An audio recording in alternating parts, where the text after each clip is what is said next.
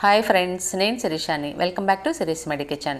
ఈరోజు మన కిచెన్లో దగ్గు, జలుబు, గొంతు నొప్పి మన దగ్గరకు రాకుండా ఉండేలా ఒక కషాయం చేసుకుందాం.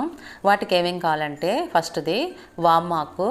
దీన్నే కర్పూరవల్లి అని కూడా అంటారండి. ఇది జలుబుని, దగ్గుని తొందరగా తగ్గించేస్తుంది.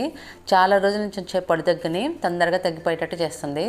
మన జీర్ణక్రియని బాగా పనిచేసేట్లు చేసి మలబద్ధకం రాకుండా చూస్తుంది ఇది. సెకండ్ వన్ తులసాకు. జలుబు, దగ్గు, ఆస్తమాకి చాలా బాగా పనిచేస్తుంది. శ్వాసకు సంబంధించిన ఇబ్బందులకి దీన్ని ఒక మంచి మందులాగా తీసుకోవచ్చండి. ఇది మంచి యాంటీబయాటిక్ లాగా పనిచేసి బ్యాక్టీరియా, వైరల్, ఫంగల్ ఇన్ఫెక్షన్స్ రాకుండా మనల్ని వాటి నుంచి కాపాడుతుంది. తర్వాతది జీలకర్ర. ఇది ఒక మంచి హోమ్ రెమెడీ జలుబు, గొంతు నొప్పికి. ఇది యాంటీ బ్యాక్టీరియల్, యాంటీ ఫంగల్. ఇది మన రోగ నిరోధక శక్తిని పెంచి మన శరీరంలో ఇన్ఫెక్షన్స్ అన్నిటిని తగ్గించేస్తుందండి. నెక్స్ట్ మిరియాలు. శ్వాసకు సంబంధించిన ఇబ్బందుల్ని, దగ్గు, జలుబు, మలబద్ధకం, జీర్ణక్రియకి సంబంధించిన ఇబ్బందుల్ని తగ్గించేస్తుంది. సైనస్ ఉన్న వాళ్ళు తీసుకుంటే వెంటనే రిలీఫ్ని ఇస్తుందండి. నెక్స్ట్ వాము. ఈ వాము వచ్చేసి న్యాచురల్ ఇన్హేలర్ లాగా పనిచేస్తుందండి. ముక్కు దిబ్బడితో బ్లాక్ అయ్యి మనకు గాలి పోదు కదా, అటువంటి వాటికి బాగా పనిచేసి బ్లాక్ ఓపెన్ అయ్యేటట్టు చేస్తుంది. నెక్స్ట్ లవంగాలు. మనకు దగ్గు, జలుబు, గొంతు నొప్పి, సైనస్ ఉంటే మన చేతికి అందుబాటులో ఉండేది ఈ లవంగాలే.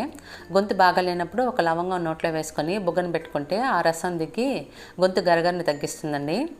తర్వాతది తమలపాకు. జలుబు, దగ్గు, కఫం, ఆస్తమాకి చాలా బాగా పనిచేస్తుంది. ఇది తీసుకుంటే వెంటనే కఫం లూజ్ అయ్యి బయటికి దగ్గు ద్వారా వచ్చేస్తుందండి. గాలి బాగా పీల్చుకోగలుగుతాం. తర్వాతది అల్లం. అల్లం మన శరీరంలో రోగనిరోధక శక్తిని బాగా పెంచి లోపల వైరస్ని అంతా చంపేస్తుంది. అందుకని గొంతు మంటకు సంబంధించిన వైరస్ ఉంటే దాన్ని చంపేసి మనకు తొందరగా రిలీఫ్ని ఇచ్చి మంటను తగ్గించేస్తుందండి. వీటితో కషాయం ఎలా చేసుకోవాలంటే, ఫస్ట్ ఒక గిన్నెలో 1/2 లీటర్ వాటర్ని తీసుకోవాలి, అంటే 2 గ్లాసులు.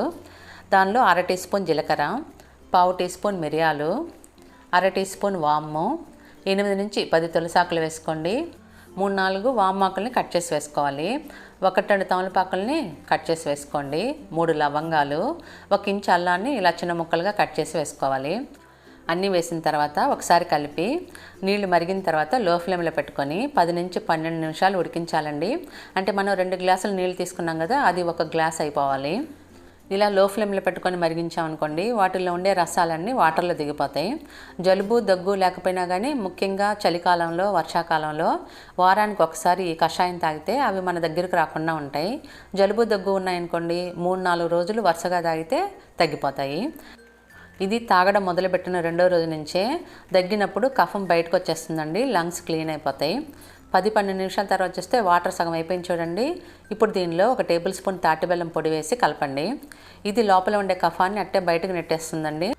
తాటి బెల్లం కరిగిన తర్వాత గ్యాస్ ఆఫ్ చేసుకోండి. ఇప్పుడు వీటిని వడకట్టి కొంచెం వేడిగా తాగితే వెంటనే రిలీఫ్గా ఉంటుంది. పిల్లలకి 1/2 కప్పు ఇవ్వచ్చు, పెద్దవాళ్ళు 1 కప్పు తాగొచ్చు. ఈ కషాయం ఏ టైంలో అయినా తాగొచ్చండి. పరగడుపుని తాగామనుకోండి కొంచెం తొందరగా పనిచేస్తుంది. ఈ కషాయం కొంచెం ఘాటుగా ఉంటుందండి.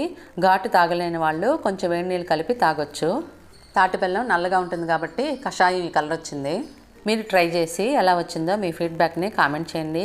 ఈ వీడియో నచ్చితే లైక్ చేసి మీ ఫ్రెండ్స్కి, రిలేటివ్స్కి షేర్ చేయండి. నా ఛానల్ సబ్స్క్రైబ్ చేయడం మర్చిపోకండి. Thank you for watching.